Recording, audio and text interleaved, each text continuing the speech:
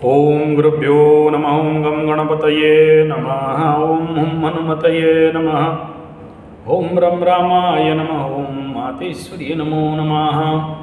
ओम मातृपितृचरणकमलेभ्यो नमो नमः। ओम शांति शांति शांति। हरि ओम। श्री गुरुभ्यो नमः। चलिए शुरू करते हैं। केतु का गोचर, राहु का बता दिया, गुरु का भी सारे राशिफल निकाल दिया। अब बाकी रह गया है 2025-24 केतु बाबा का गोचर कन्या राशि में किस प्रकार का फल लेके आएगा। This is not one video, इसका 3 सीरीज 4 सीरीज तक भी एक्सटेंशन हो सकता है। ओरिड होने का कोई बात नहीं है। ये प्रिलिमिनरी उपक्रम बेस वीडियो है। जनरली सबको ये समझते हैं केत छुड़ाए खेत। केत एक पाप ग्रह, क्रूर ग्रह, नेगेटिव ग्रह, राहु से समसप्तक रहता है, सिर विहीन ग्रह और अति बलशाली, अति उग्र और ऐसा ग्रह कन्या राशि, सौम्य राशि, कालपुरुष के छठा स्थान, बुध का घर, द्विस्वाभाविक फीमेलेटिक भूमि तत्व का केतु यहाँ आना। आज तक जितने कुंडली में मैं देखा हूँ केतु कन्या राशि में, दोनों प्रभाव देखने के लिए मिला है, लेकिन पॉजिटिव कम, नेगेटिव ज़्यादा। अब ये विचार करना है, क्योंकि यहाँ पर 1.5 साल तक रहेंगे। अक्टूबर के बाद से नवंबर दिसंबर, फिर जनवरी से लेके उधर दिसंबर, फिर उधर से और 4, 2, 6, 1 साल, एक लंबा गोचर। क्या होने वाला है? क्या उथल पुथल कमाएंगे? विगत दिनों में तुला राशि में रह के, यहां मैं किसी राशि को नहीं कह रहा हूं, यूनिवर्सल बात कर रहा हूं। तुला राशि, मार्केट, बाजार, लक्ष्मी का स्थान, मार्केट को उथल पुथल करके रख दिए थे। ढेर सारे महंगाई बढ़ा, उथल पुथल, अप डाउन, ये ना समझ, किसी को समझ में नहीं आया मार्केट क्या होने वाला है। बट यहाँ केतु, एक्चुअली ये घर राहु का है, राहु अपना घर मानता है। केतु को यहाँ सुइटेबिलिटी मिलने वाला तो नहीं है। जैसे शुक्र के घर तुला राशि में केतु को सुइटेबिलिटी नहीं मिल रहा था, यहाँ भी बहुत सुइटेबिलिटी मिले, ये आशा करना व्यर्थ है। और केतु का पॉजिटिव साइड को देखते हैं तो ये गुरु बृहस्पति से भी बहुत पुण्यात्मा, पुण्य ग्रह है। बस राहु के समसप्तक होने के कारण इसके अंदर पाप प्रभाव देने के लिए बाध्य हो जाता है। मोक्ष का ग्रह है, मुक्ति का ग्रह है और छुड़ाने का भी ग्रह है, क्रूर ग्रह भी है, विच्छेदात्मक ग्रह भी है, पाप प्रभावित पाप ग्रह भी है। यानी डुअल साइन में आना, इसका फल डुअलिज्म पे ही जाएगा। कुजबत केतु कहा गया, मंगल जैसे उग्रताओं को बढ़ाएगा। मैं राशि नहीं कह रहा हूं, कहाँ बढ़ाएगा? भूस, रोग, रिपु और ऋण के क्षेत्र में, क्योंकि ये स्थान से रोग, रिपु, ऋण देखा जाता है। और कन्या राशि मैनेजमेंट का भी है। और केतु जैसे सर्वविहीन ग्रह लोगों को और विश्व पटल में एक प्रकार का अंधत्व मैनेजमेंट देने वाला रहेगा। हम लोग देखेंगे आगे मेदिनी ज्योतिष और इसके ऊपर प्रभाव वगैरह और आगे का प्रभाव वगैरह। ढेर सारे लोगों को जिसकी कुंडली में केतु चंद्रमा युति है और इसी स्थान में है, उनके लिए बड़े सारे विभ्रम का योग भी बनेगा।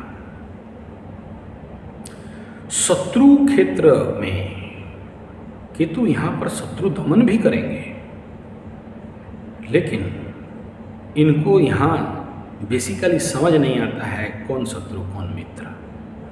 यहां का फल कंप्लीटली बुध के गोचर के अनुसार ही निर्भर करेगा।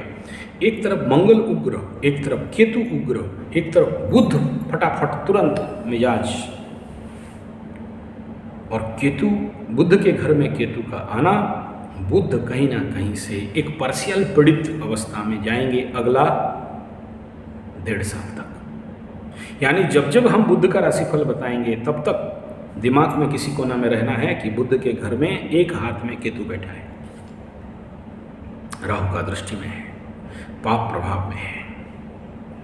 तो फिर क्या होगा, बुध का फल देने में ये 1.5 साल का जो रोटेशन होगा, करीब करीब 1 रोटेशन और आधा रोटेशन बकरी मार्गी के ऊपर केतु का प्रभाव कहीं ना कहीं आपको परिलक्षित होगा।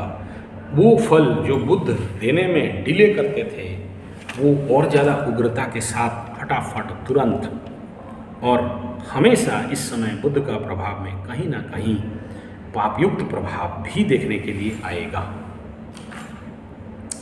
पापयुक्त मतलब नेगेटिव नहीं कह रहा, यानी फास्टेस्ट रिजल्ट।